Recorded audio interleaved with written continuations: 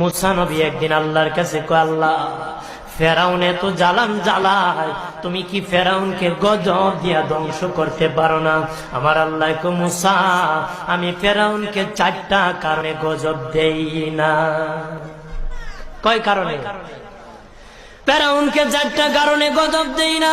1 নম্বর কারণ হলো, রে মুসা, সারাদিন ফেরাউন বলে আমি খোদা, আর রাত যখন হয়ে যায় জঙ্গলে যায় করলাম আমি জানি তুমি খোদা, আমি খোদা না, কিন্তু আমারে মানুষ খোদা কইলে ভালো লাগে, খোদা কইলে ভালো লাগে।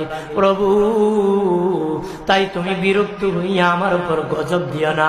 আল্লাহ বলে, মুসা রে, ওই ফেরাউনের রাত্রির দুয়ার কারণে আমি আল্লাহ তার উপর গজব দেই না।